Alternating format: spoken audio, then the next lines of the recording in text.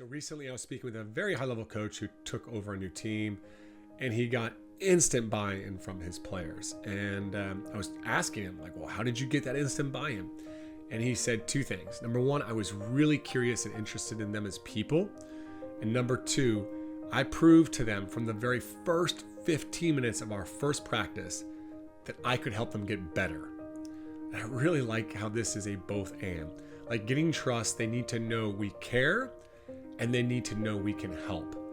Today's guest, Eoin Roche, I've had the fortune of getting to know him and observe him as he's coached senior players in Ireland, under 14s, and even my son's own under 8s football and hurling team. And for those very same two reasons, he is respected and trusted by everyone I meet, every player or coach that I talk to. So if you missed part one, you're going to probably want to go back and listen to that one.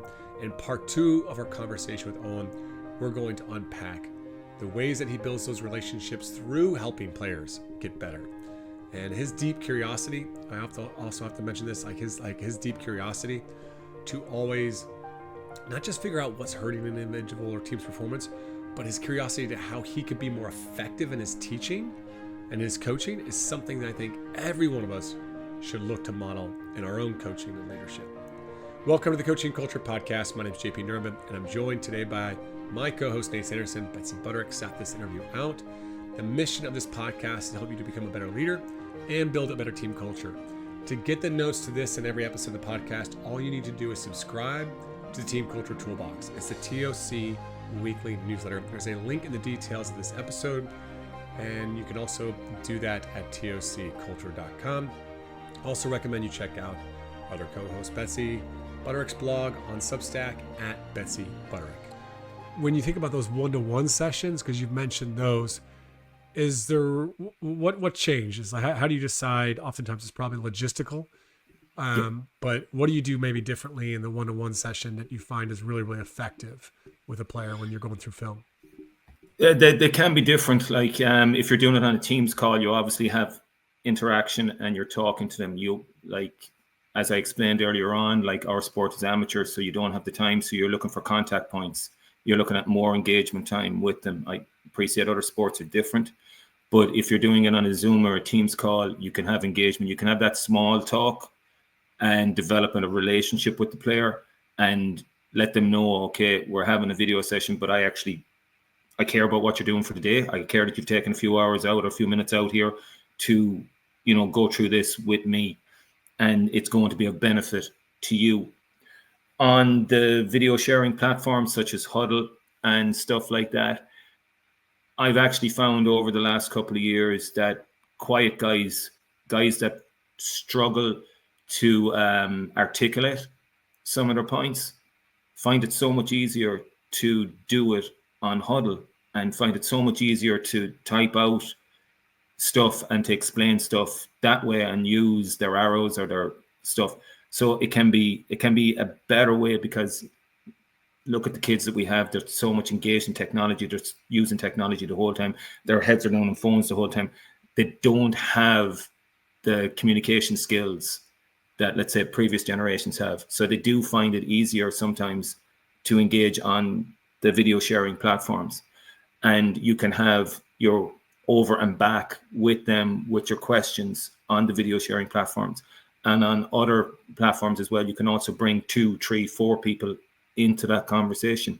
It might be one clip on the player, but it might involve 2 or 3 other players that you can add into that conversation. And then you have something between 3 or 4 players that when you go to the field for the next session, you can get them 3 or 4 together and just broaden that conversation.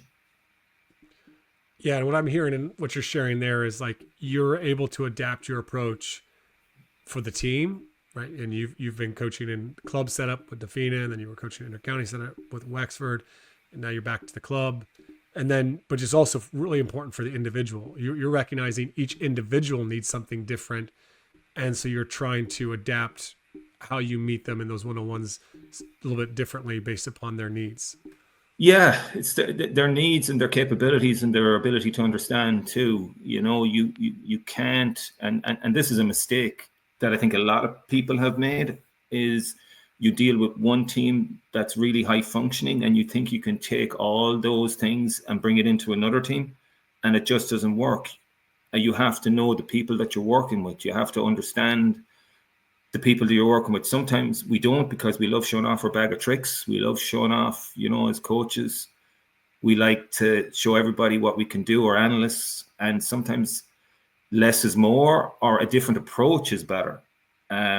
Sometimes people much prefer the individual and the smaller group environment, the 3 or 4 people, instead of the 34, 40 people, whatever's on the full panel. One of the things we haven't touched on in all of this is you're one of many coaches, and here you watch it, you have a game, you finish the game. Typically what can happen is a lot of coaches get in a circle and they have a venting session around what happened, who screwed up, and or they go for a few beers and things even deteriorate even more to, I'm not sure that it's the high level of analysis that we want. And I guess when it comes to some of this analysis, how much do you do immediately after competition, within the first hour, say, to when you get together as a group and start to, maybe after you've gone through the film and you've gone through some of the data, like how do you approach that as a coaching group? When it works really well, what does that look like? When it works really well, I suppose your initial thing is you're going to do a bit of a hot wash straight after. You're not really going to dig deep into it. You're going to have your in-game numbers. Now, in-game numbers are great, but in-game numbers are never as accurate as post-game numbers. So you have to take them on board, because that's what you have at the time. You take a look at them, you assess it, you do your hot wash with the manager and other coaches. You assess, okay, what did we do right? What did we do wrong? Was there other options? Could we have done anything else? The things that we did, the changes that we made, had we other options or other things to do in that? So you do that initial 4 or 5 hard questions. Someone takes notes, puts it into the group afterwards. Then everybody goes and watches their film, and the analyst does his analysis. You come back then, and what you try and do is you really try and cut out the perception. You need reality. Okay, so numbers are great, they're good, but you have to dig deeper than numbers. So the numbers have to marry with the film, and the film and the numbers have to marry the outcomes as well.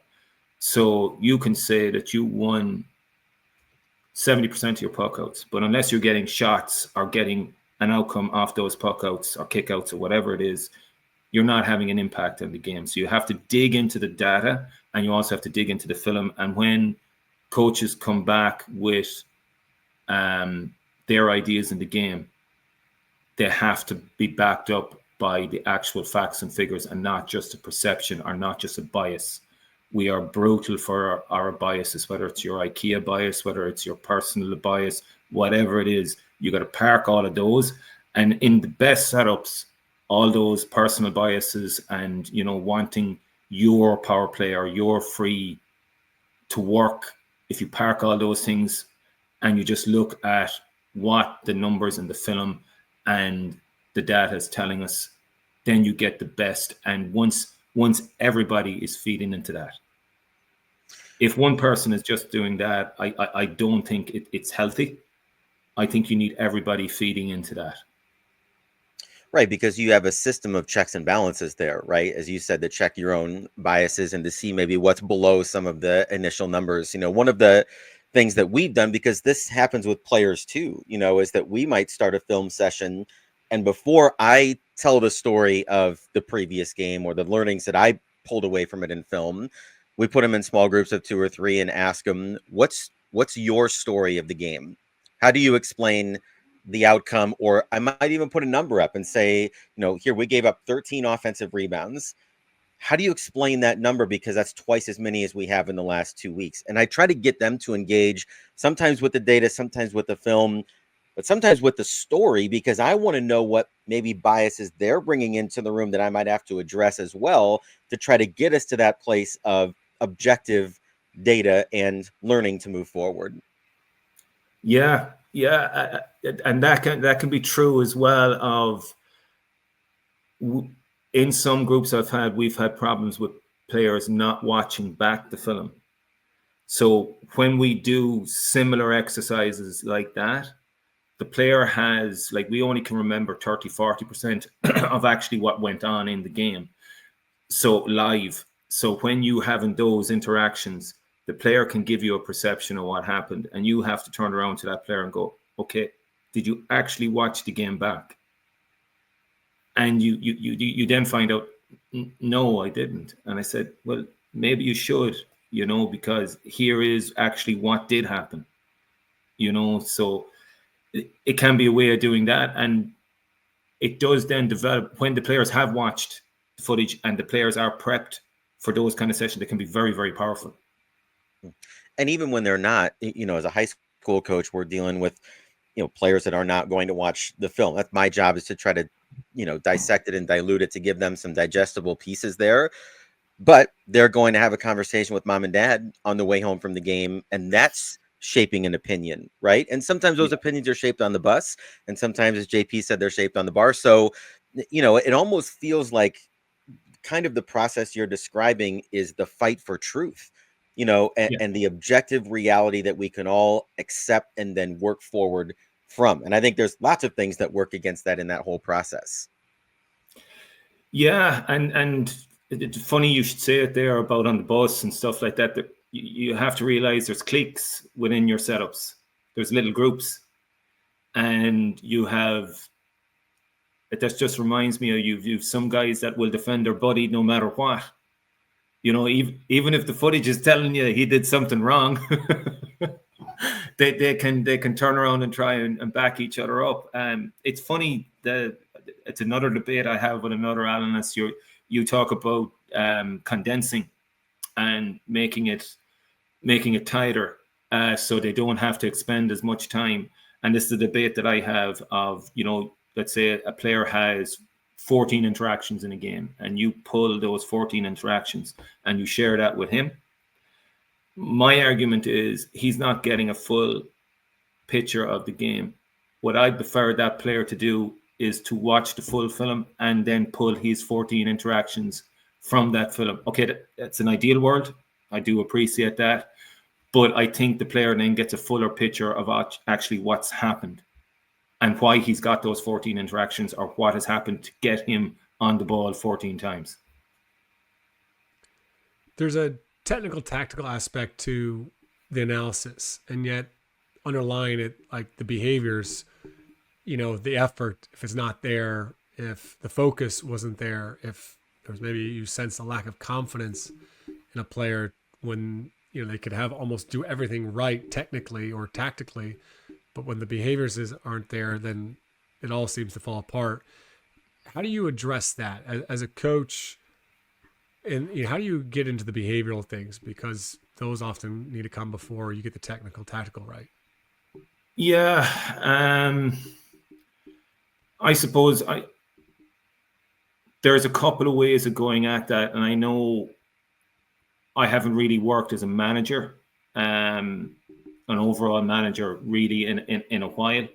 I'm more the coach, and I find the managers I've worked with find those things to focus the players, whether it's a collective goal or whether it's an individual goal or whether it's something that we set at the start of the year or something from last year, something that they can relate to. And I find when a manager is of the players, they find that relating to that goal and relating to that purpose is an awful lot better.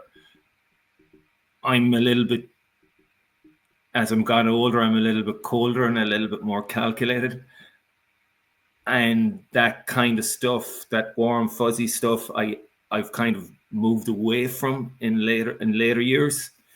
And I find I'm trying to get something, and I know it can't always be possible, but get something within the numbers and get something that they can go after that focuses the mind, that they are getting a shouting after every 10, 15, 20 minutes. You haven't hit it or you have hit it. And finding that now in our sport, people overemphasize the tackle and it's all important and it's all this. But what happens with that and what happens as a result of that and what you do with it can sometimes, there's one or two key numbers that will really, really define a performance and that you can always go back to, and they don't lie. And if you can get the players to focus on those one or two numbers, and if they are hitting those one or two numbers, and it's that there's very, very few days where the performance doesn't reflect those things. That for me works for me. Yeah, and I think there's a couple of things I would pull out of that. One, I think sometimes when we look at a poor performance by our team or a player, like we want to look at one or two reasons that it happened. And I think we often oversimplify, in my opinion. You could tell me if I'm wrong on this, but like we often say, well, the other team just wanted it more than us.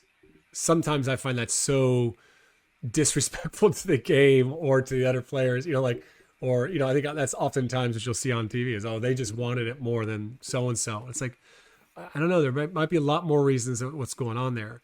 I don't know, that obviously is something that resonates with you too.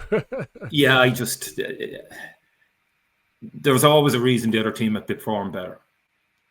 There was always a reason. Okay, there might be stuff in your prep that week. There might be stuff that's gone on in the dressing room. There could be personal issues. There could be all sorts of outside stuff that happens. But on the performance, when you cross the white line, if a team is performing better than you, there is a reason for it. And you have to be able to identify that. And that's actually, as an analyst, I think is one of the hardest things to do is, one, to identify why a team is outperforming you. And then two, which is the most important thing, how to fix it. Mm-hmm. And yet someone listening to you might go, oh man, this guy's pretty cold. He's just like all logics and numbers. And yet what I know when I observe you with players, whether they're 7 or 8 year olds or they're up to senior intercounty players, and I've seen your interactions in coaching, I've seen how they come up to you after a match, is that you do have relationships with these guys, and you do have a connection bit. How important is that aspect to you in coaching, that relationship bit when it comes to what you're trying to achieve? Yeah, and I've tossed with this over the last couple of years. I would have found a few years ago I used to be really, really good at it, and it was a massive focus of mine, was to develop a relationship, develop an understanding, especially with players I wouldn't have known that would have been from different areas of the country. I would try to get to know them, get to know their family, what club they were from, their background, their history. So I developed a relationship with them. When I got into the numbers and getting into the analysis a little bit more, I kind of moved away from that. But then what I found was through huddle, through the time I would spend remotely doing stuff, and if a player asked me send me all the clips of the opponent I'm going to mark on Saturday, and within the hour I would send him all the clips of the opponent, so they know you care. They know you're invested. If players know you care and know you're invested, and you show that through your work, they will buy it, because all they want is someone to support them and to help their performance. Well, and I think there's certain things you probably do that you don't even realize that other coaches don't do. The first two things you kind of notice that you work your butt off for them, and they know that you can help them be better. And Doug Lemov talks about this, and I think the Teacher's Guide to Coaching, which is just like players just want to know that you can help them get better at their sport and grow at their sport. You work your tail off for them. You do it in a positive way, right? You're not ripping guys. You're not embarrassing guys there. You're there to teach them. And then even just something you shared maybe 20 minutes ago, which is when you do have a guy that hops on a film session with you, whether it's via Teams or a one-to-one, or they watch a clip, you seem to show appreciation for their efforts. And when they're working hard, that you kind of, hey, we're a team here. We're trying to help the team get better. And I would say that those are things that not everybody always does. Yeah, I suppose it comes from I'm always I've always been an outsider. So I'm originally from a different part of the country. I'm from Limerick. So I moved up to Dublin 25 years ago. So to prove myself I'm always outside. So with Nafina, I was never part of Nafina club before I actually got involved. So I'm always trying to prove, okay, I mightn't be one of you, but I'm going to work so hard so I prove that I am here and I'm invested in you. Same with Dublin when I was involved with them, and same with Wexford when I'm involved with them now. I'm not from them. I'll never be a Dub. I'll never be from Wexford. I'll never be from Nafina. But by doing this work in the background, by putting in, when they see me posting stuff at 1 a.m., when they see me posting stuff at 6 a.m., they know, okay, he's put the time in. He really wants us to achieve. And there's a bit of credibility there, right? That you have to build in terms of, you pull this out. This is what I think we need to get better at. We train on this and we perform better. And that, I mean, there has to be a competency there too, right? It can't just be a coach that says, here's what you're doing wrong and put it all on the players, right? Yeah. And that credibility is the reason that I got into the numbers, because I worked with a statsman and analyst that cooked the numbers for his coach. So he cooked the books for his coach, and I just went, no, you need that credibility. You need to be able to stand over what you do, because if players find that out, and okay, we make mistakes, and I have made mistakes on presentations and stuff like that, but once you fix that and go back to the player, okay, look, there was an error in the number, I missed a tackle, and one of the best things at the end of a process that I found with a team after year 5 was I had those players coming back to me, questioning my numbers and pulling film to say, I think I got a tackle here. I wasn't credited with it. And that was extreme. Sorry for jumping backwards, but that was a very, very powerful thing for them to be able to do that. But that credibility and them trusting what you do is vital. Oh, and I want to ask you about one other thing that you mentioned here a couple of different times. You've used this phrase, you got to be able to read the room. And I think sometimes the artistry in using film or having conversation about a previous game, we come into it and say, I've got the answers here, right? Because I've spent so much time watching and breaking the numbers down and looking at the possessions. And it, as JP said, like there's a tendency we want to be the sage on the stage because we've put so much time in to that analysis. But there is also a room of, 20, 30, 40 human beings that we are also trying to interact with to keep engaged and to hopefully come away with something that's useful for them. So when you use that phrase, read the room, I guess, JP and I have both done some facilitation training, and there's some tricks to that trade, so to speak. But maybe for the audience, if you think back to when you didn't maybe understand that earlier in your career, but now it means something different to you, how would you explain that maybe to a coach? It's like, I don't fully understand what read the room means when we're having a film session. Yeah, so the start, when I initially started doing film sessions, it would be pull that 35 clips. And it would be go through that 35 clips or that 25 clips with the whole group. And like you could feel the energy just go out the windows. Like you could see it just sink. So it's developing the skill of identifying, and again, don't mean to harp back to it, but being the coach. So you have 25 clips, okay? Being able to identify, okay, what are the best 5? What are the most powerful 5 clips here?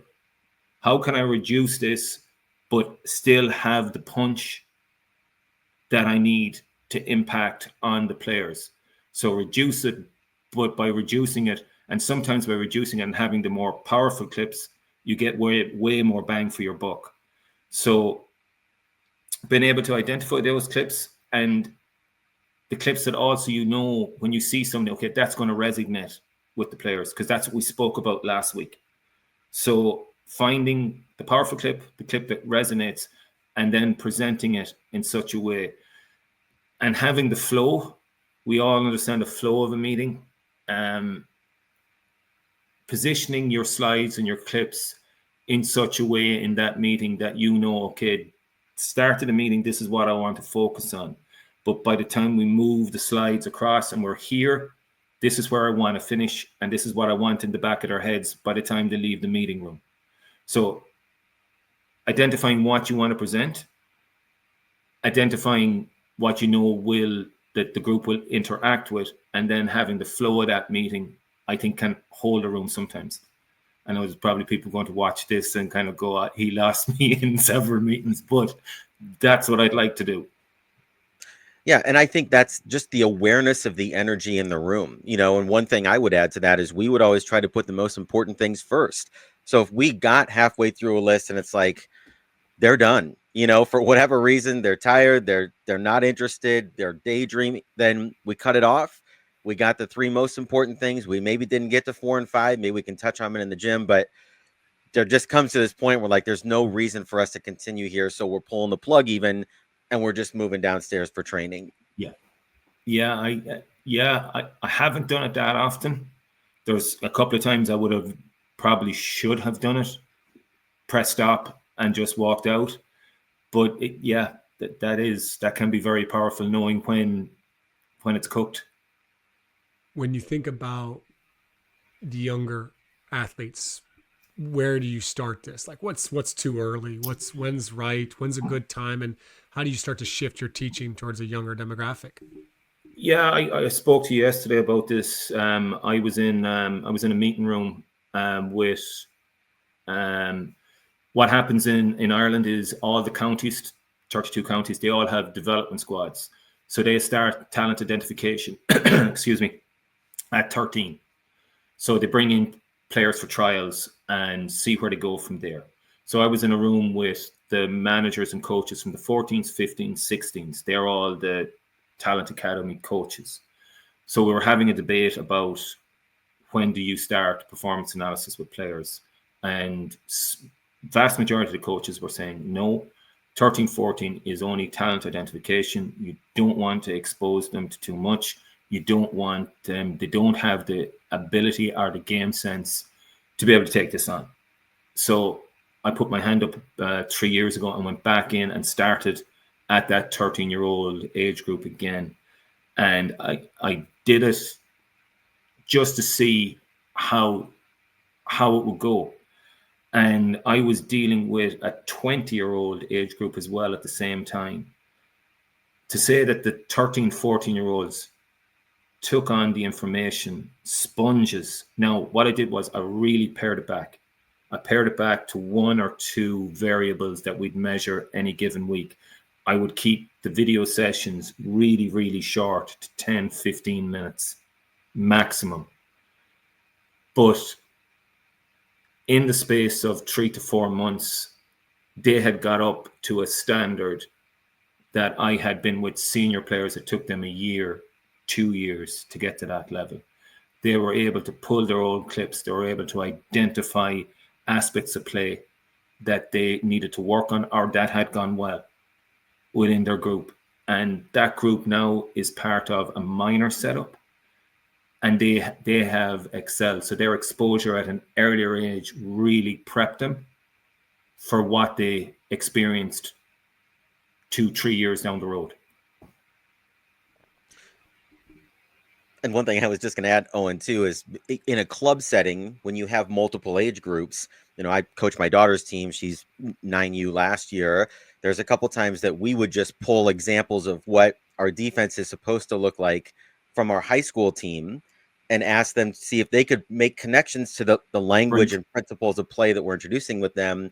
But again, from an example that's a little bit more structured. And sometimes I think, that's a great way even to introduce young players to looking at film. That's a brilliant. So part of that age group was I used to take them to the senior county games. And I know this doesn't sound like too much. I know you take kids to games and you do stuff with them, but what I would do is I separated the group into four pods, and one group looked at Dublin's puckouts. One group looked at Dublin's puckout defence. The other group looked at what, I think it was a Limerick game, what Limerick were doing with their puckouts, and one Limerick then and used that as a way for them to identify stuff using their senior team. And that might have sucked a bit of the fun out of going to that game for some of them. And yet the hope is you're trying to teach them to really watch the game, with somewhat of a learning eye. And I know that probably more than ever, players aren't watching games. They're watching maybe highlights of games on YouTube, in so many different sports. I think there are a lot of, it's becoming more and more rare for people to sit down and watch a full game, Yeah. In Dublin, which is the main urban area, there wouldn't be a massive culture of going to games. So what it was to develop that culture of going to a game, but also going to a game to actually look at what's going on in the game. All right, as we're kind of getting you out the door here today, one question I have in all of this for you, you look at your coaching journey, you just won an All-Ireland with Nafina last year, or I guess earlier in January this year. And so when you look at coaching and you pour so much time and energy into this, into your own growth and to helping other people grow, like what's the most important part of coaching for you?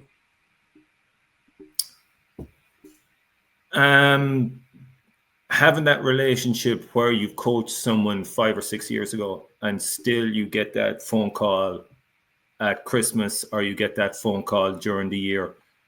How are you getting on? How are things with you? Can you give me a bit of advice on this? Can you do something for me here? So knowing that you've made an impact, on a positive impact, and I know I probably made negative ones, but a positive impact on other people's lives and on their sport and their life in general. And I know there's definitely a lot of people that you've had that impact on. You're well talked about in the hurling community, even just in locally where you and I are located in North Kildare.